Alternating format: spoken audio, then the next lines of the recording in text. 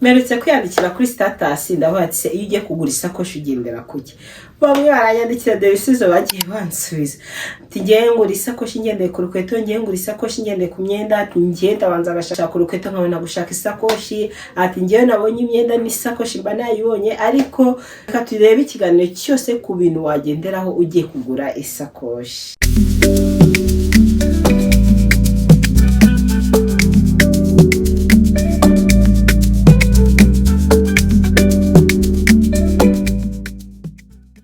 Ngaho ikaze ku gicumbi cy'ubwiza niba uri mushyashya hano ngiye nitwa Cyusa Edouce.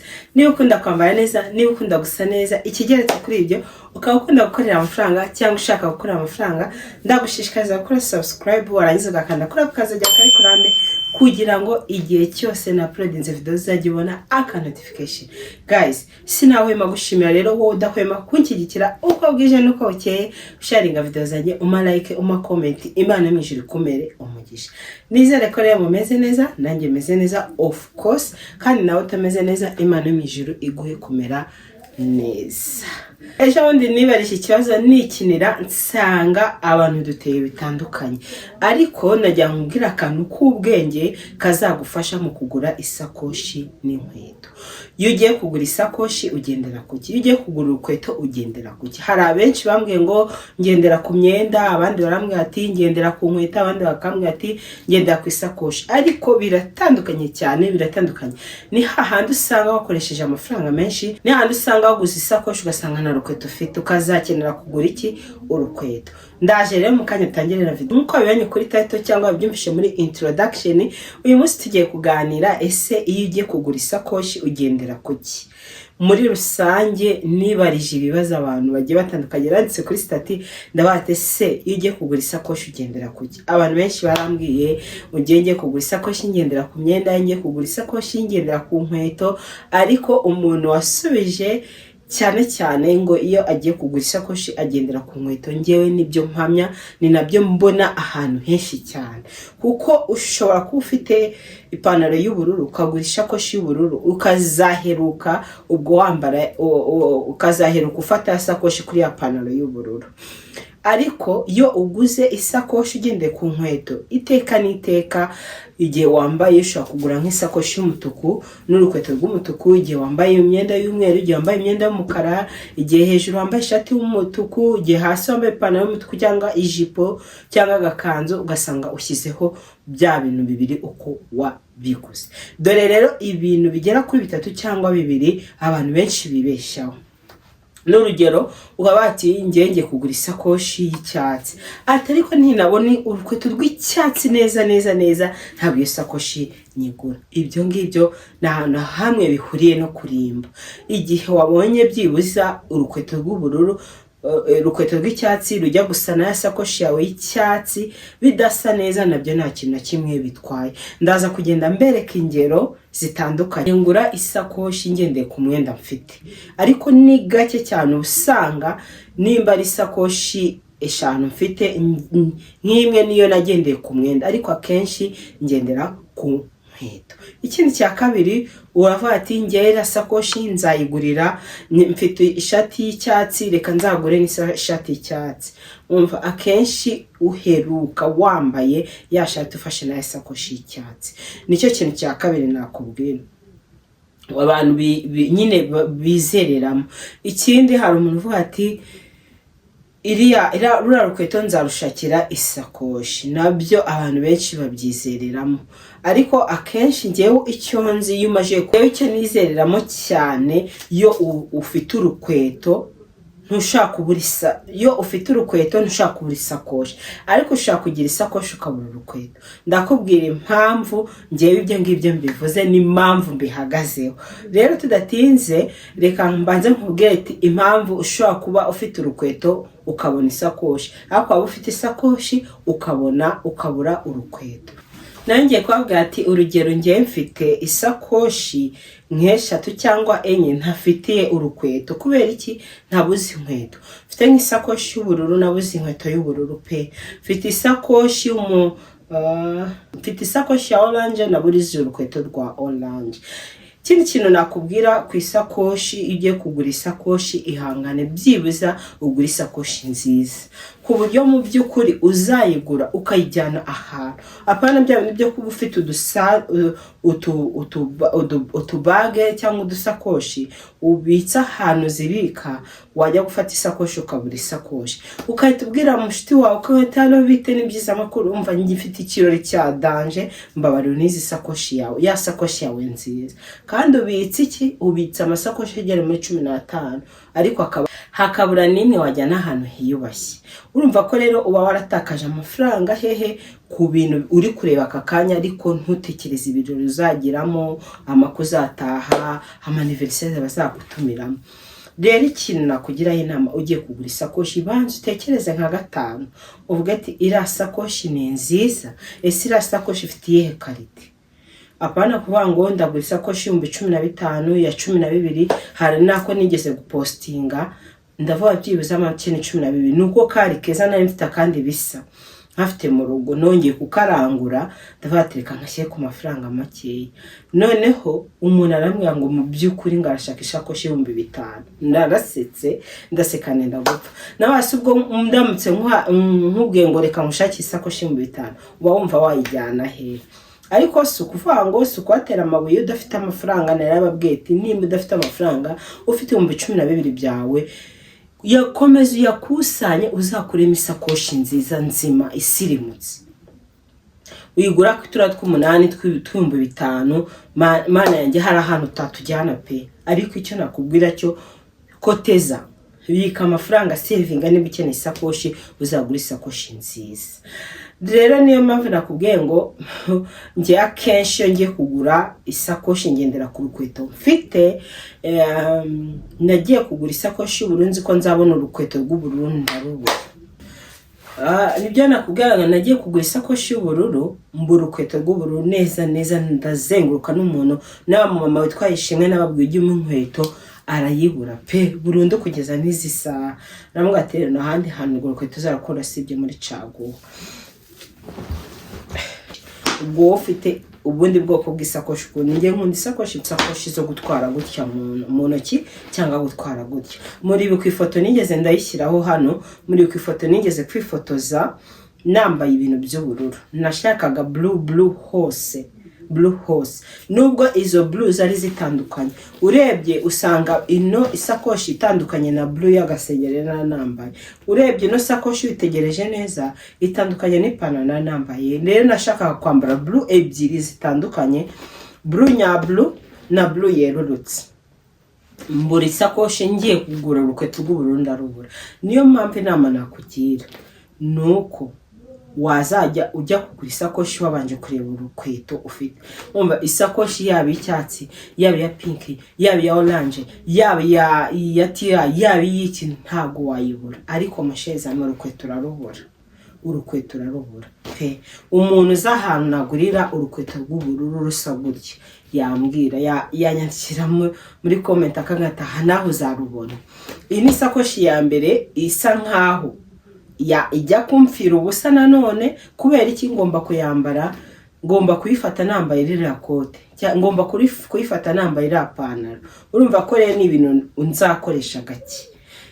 Iyi niyo ya mbere ya blue, nabashyireho imyenda nayambayeho. Ni isakoshi nziza, ngiye nkunda isakoshi zimeze gutya.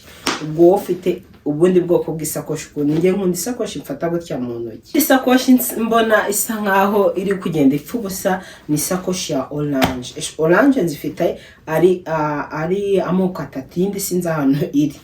Piti izi uko zimeze gutya. Ngiye rero umuntu umenyereye ku isakoshi nkunda isakoshi iri unique, nkunda isakoshi ntapfa kubona n'undi muntu wari wese. Rero utu dusakoshi munuka ko naturanguye nka dupostinga nkavuga ko duhari n'izi saha turacyahari. Akangaka ka orange ndaza kwashyiraho imyenda nigeze kuyambaraho nambaye imyenda ya orange kuko ngiye nkunda ibintu bikeye. Umuntu wari wese unze anzeho ibintu bikeye. Nambaye mfiteho iyi sakoshi ya akangaka ka orange ni keza, ntago ari ukuvuga ngo nagasakoshi gato kajyamo telefone n'utundi tuntu gusa ntago hajyamo umutaka. Indi sakoshi ya orange ni yingiyi. Ubwo rero pe ndamutse mbonye urukweto rusa gutya cyangwa rusa gutya, imwe muri zino orange narugura. nanone umuntu uzi ahantu nakura inkweto isa gutya zimwe muri zino sakoshi yandangira, Imana yamuha umugisha. Noneho ikindi nkunda isakoshi iri itari common kuntu, ifite nyine ibara ryayo utagira ahandi hantu uribona, nubwo amabara yo muri iyo sakoshi ari mu rukweto mfite, ariko umva nayo ni ukwifata gake bishoboka, igihe nambaye umwenda w'ibara rimwe, igihe nambaye ibara riri muri iyo sakoshi, igihe nambaye hose byibuze ibara rimwe. Bya bindi byanjye byo kuvanga amabara, ngo nambaye ishati y'amabara menshi hano hejuru, hasi nambaye ipantaro y'ibara rimwe, iyo sakoshi sinayifata. Ngomba kwifata nambaye ibara rimwe ahantu hose, byibuze muri ayo mabara nambaye harimo ibara ry'iyo sakoshi. Reka nyereke isakoshi y'ingwe, ndayikunda nimba ari ukwankunda ingwe. Noneho ni nini do, hajyamo n'imyenda y'umwana. Isakoshi nziza, ndaza gushyiraho imyenda nayifotozanyije, reka nshyiraho nimwereke inkweto nshyiraho iyo nayambaye. Iyo mfashe ino sakoshi nshyiraho iyi nkweto, kubera ko muri iyi nkweto byibuza harimo akabara, muri sakoshi harimo akabara k'inkweto. Ngiye njya kugura ino sakoshi nayo mfite ino nkweto, niyo mpamvu byanyoroheye. Ariko no ku mukara washyiraho ko ntabwo biba bisirimutse cyane nk'uko washaka irindi bara riri muri iyi sakoshi, kuko umukara ujyaho ku bintu, ino yajyaho n'umukara, ariko cyane cyane nkunda gushyiraho ino nkweto.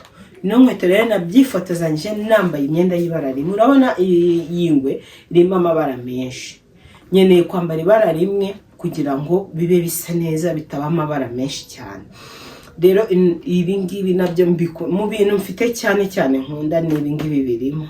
Ikindi kintu utagomba kubura mu masakoshi yawe cyangwa mu nkweto zawe ni ibara rya golden. Golden ni ibara ryiyubashye, golden ni ibara ryiza risa neza cyane. Menya udafite isakoshi ya golden cyangwa udafite inkweto ya golden uba waracikanywe cyane pe, kuko golden ishobora kuba ceremony, golden ishobora kuba casual, ibintu nk'ibyo ngibyo. Rero mfite imiguru 2 ya golden, mfite n'amasakoshi 3 ya golden, mfite aya masakoshi ko ari 3 ya golden.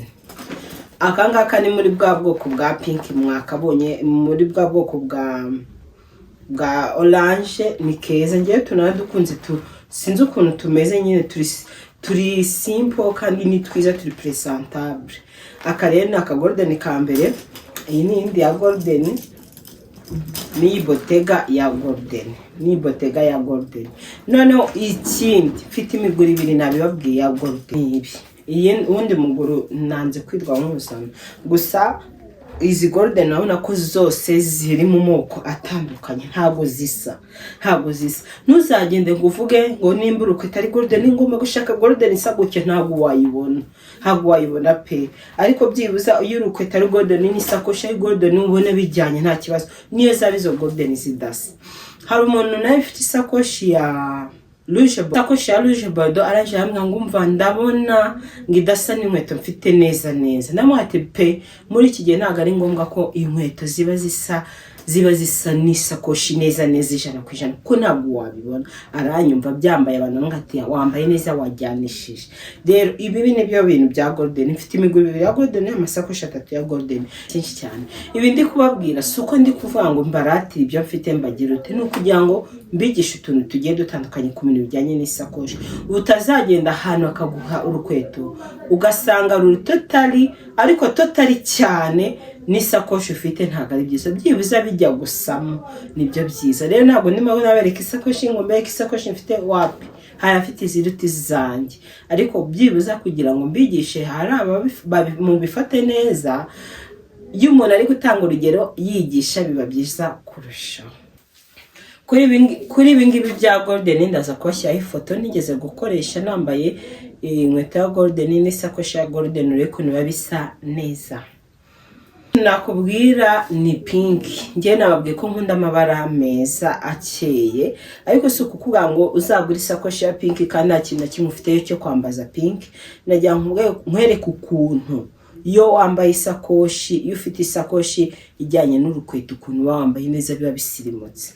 Amasakoshi 2 ya pink, pink ariko ntizisa. Urebye iyi pink ukareba n'iyi urabona ko ari ibintu bitandukanye cyane. Niyo mpamvu rero mfite inkweto za pink.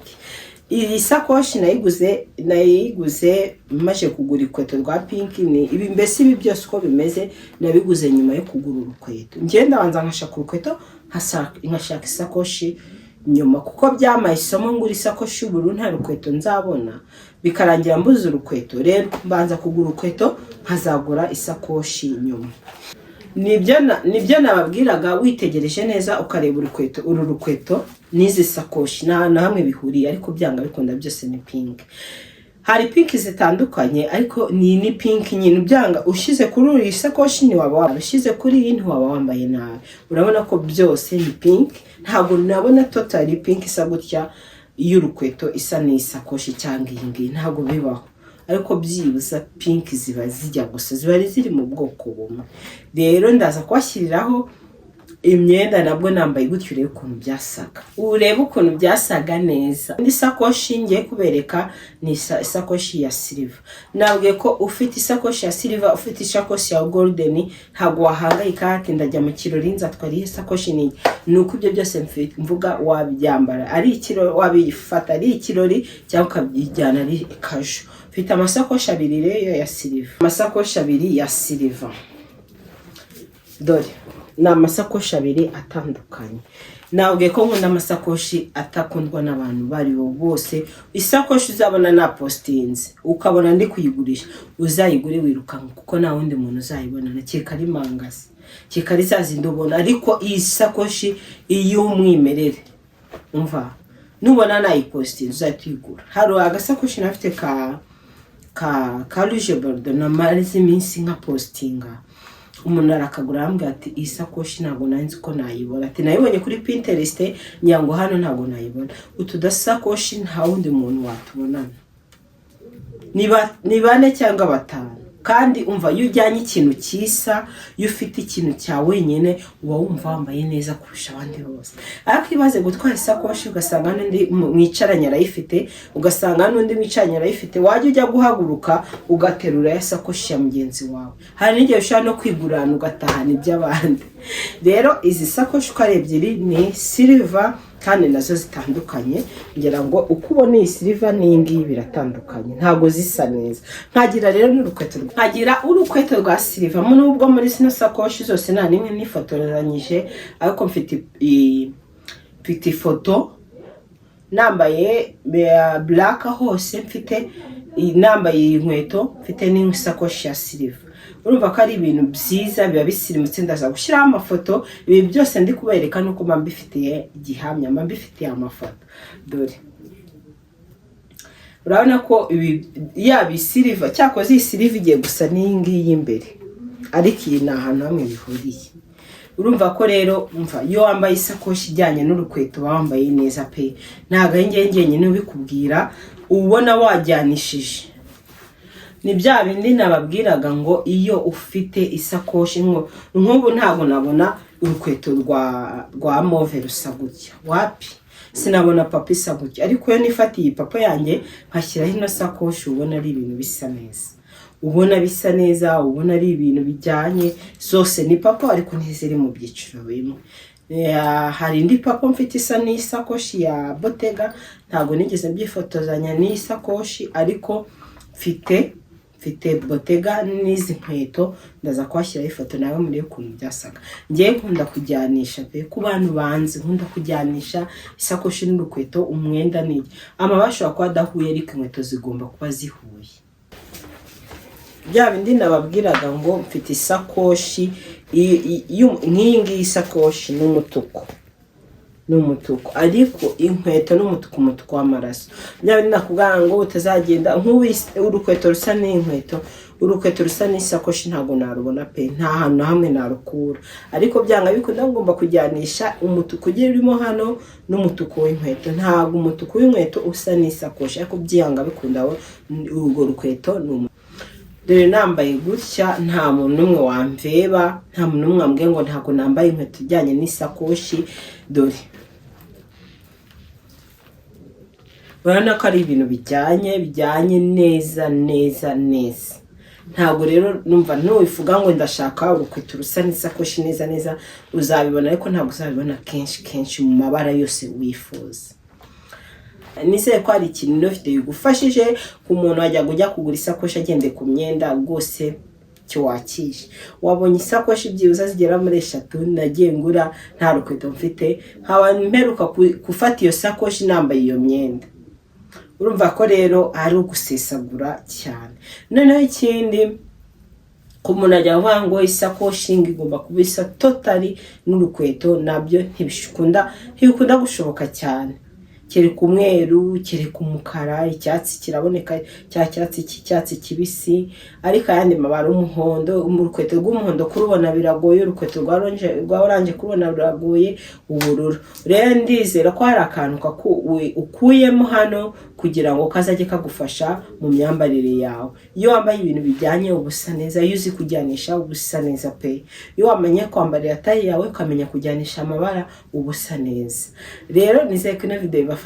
Nimba utarakora subscribe aka kanya yikore, usharinge video yanjye, nimba ari bwo bwa mbere mbonye usharinge ku nshuti zawe. Ikindi ndabizi ko kumenya nta gihombo na kimwe kirimo, uzahakura n'ibintu byiza, uzahakura ubumenyi bugiye butandukanye. Wowe icyo ugomba gukora ni ukugira video yose ukayarangiza, kuko haba harimo ubutumwa bw'ingirakamaro. Curuza imyenda rero, umva mu mujyi wa Kigali uramutse ushatse kwambara neza bijyanye n'uko uteye, ushaka kujyanisha amabara, nyandikira kuri iyo nimero. Nkora delivery waba uri mu ntara cyangwa uri hanze y'igihugu, nkora delivery. Babantu bavuga ndi mu ntara ngo imyenda yangera upfa kuba ahantu uri hagera imodoka. Nkorera mu mujyi wa Kigali mu nyubako yitwa Tropical Plaza, muri floor ya mbere muri koridoro ya C42. Uwe winjiye muri iyo koridoro ya C42 ureba umuryango w'10 naho ngaho nkorera. Ni mungane mbambike neza, kandi abakomeje kungana nkabambika Imana yamwishuri bamere umugisha, hajya wambaka umukiriya akakuzanira n'abandi nka 5. Nabonye runaka umwambika neza, nanjye ndashaka kunyambika nka kuriya, ndabikora rwose. Rero followinga kuri Instagram yanjye, niho ibi byose bibona, ya amafoto yose nagiye nkwereka niho wayakura. Ni Cyusa Edouce, wandikemo Cyusa Edouce, ndahitanza unfollowinge, giye postinze ifoto ujye uyilikinga, rimwe na rimwe unihahire. Mba nabigurisha rwose. Ndabakunda cyane, mureke tuzabone mu video itaha. Bye.